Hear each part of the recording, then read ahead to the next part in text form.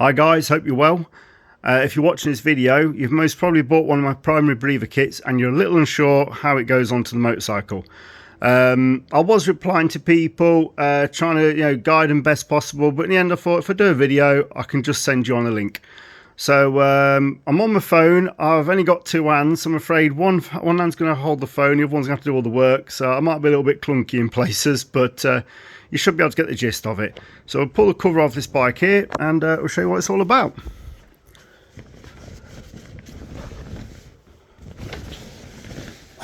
There we go. Right, Norton motorcycles 961s, all built prior to May 2017. The primary side being essentially everything on the left of the engine below the cylinder.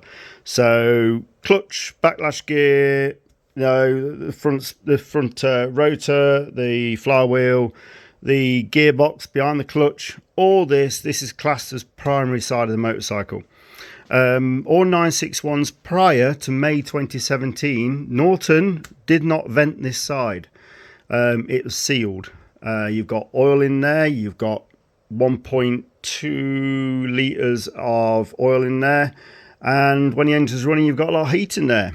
As things begin to heat up, things expand. You need to find somewhere to vent. It's looking for somewhere to vent. So it'll find a weak point. Normally your first weak point on one of these quite often is the starter motor gasket. You'll have a nice big pool of oil underneath the starter motor. Other known places to leak, by the shift mech, by the seal down there, or also behind your front sprocket. There's a big seal there. Quite often you can get blow by and oil leaking down that side. And lastly, the other known place really is by the little grommet where all your stator wiring comes out. You might have oil coming down there.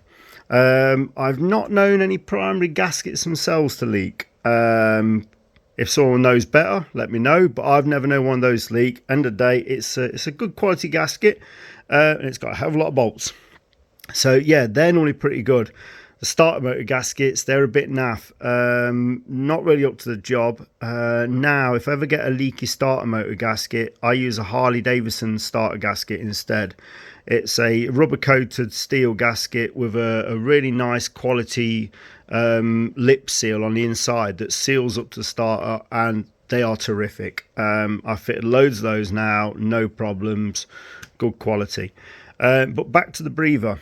So anything prior to May 2017, it would either have this bung but a blank, so you won't have anything on top of it, or if you had a Dominator SS, or if you bought one as an optional extra, they had a polished aluminium filler bung. Looked very tarty, but unfortunately it wasn't vented.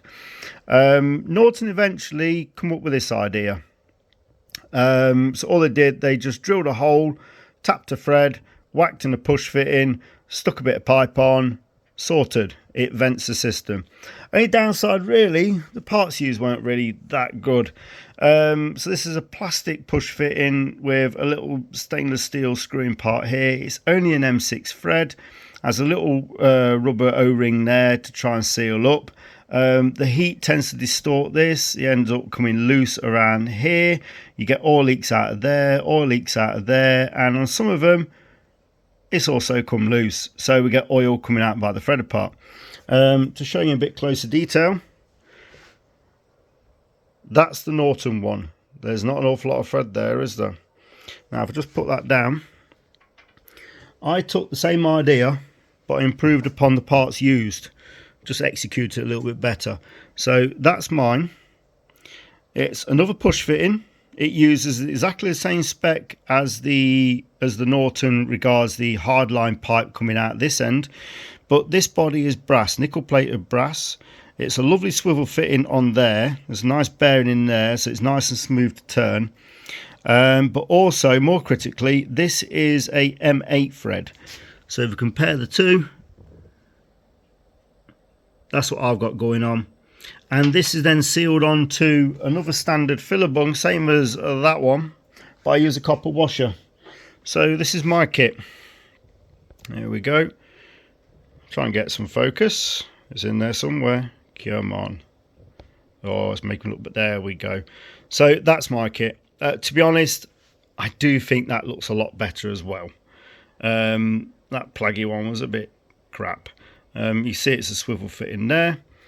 Regards the pipe, so Norton, they brought the pipe out, the little vent hose. It went across, down, under the start motor, back up and down, tucked behind the primary down here. It followed around, down the back down there, all the way down. And if you move your side stand, the little bump stop bracket for your side stand, right there, all the little vent pipes all tuck in there quite neatly.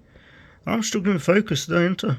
There we go. So that one there is actually the one for the breather. It's the hard one. The others are all quite soft by comparison, so that's the one. I'm not a big fan of that routing. I can see why Norton did it. They were trying to keep it neat. Unfortunately, this side's never going to be neat because you've got wiring and stuff everywhere. It's trouble is, it's nature of the beast. We can't get around that. I much prefer it to flow. I've had it before where I've took this pipe off, and where it dips under the starter motor, that's had where oil vapours built up, it sort of just gathers in there and pulls up. So if we unplug that one, this will be tricky because I've only got one hand. See, my pipe's exactly the same spec, so it will fit the Norton offering. If you push it down there she goes. I run it round just like that. It flows down the back and then just tuck it exactly the same place that Norton did.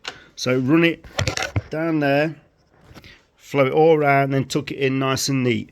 I know it's more visible than Norton, but as a vent, I think that does a much better job. My personal opinion. Excuse me. If you don't like that, by all means, copy Norton's idea.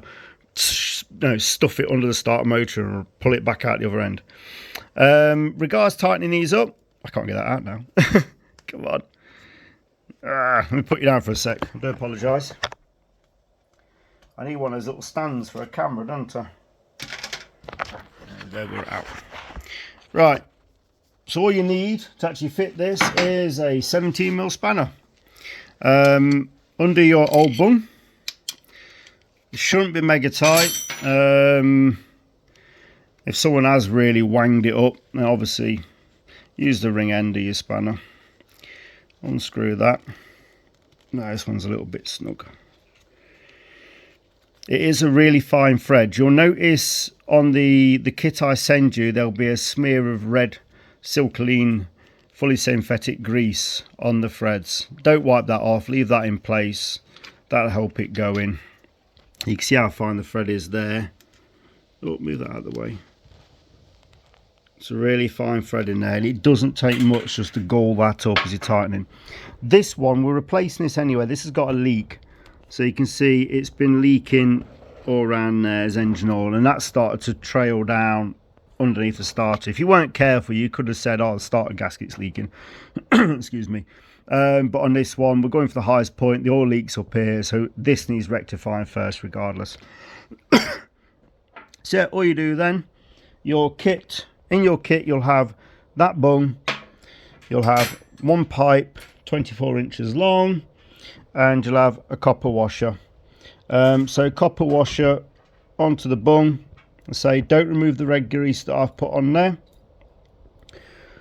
Screw that in, and then once it's down, all you need is a nip up with a spanner. Official torque setting is 20 Newton meters. Due to the push fitting size, you would need to use a open-ended crow's foot on your torque wrench set to 90 degrees to the crow's foot. But essentially a spanner is fine. It's only a nip up. You're not trying to seal this against any pressure. If you were, then my kit wasn't really doing its job. And also this is not holding the engine in. So as long as it's tightened up and the copper washer is nice and snug and secure between the bung and the engine block, the crankcase, sorry, that's fitted. You're done. And that should be the whole installation for you. If you do get any queries, post watching this video, please do get in touch. I'll try my best to answer them for you. But yeah, I wish you all the best. Cheers. Bye bye.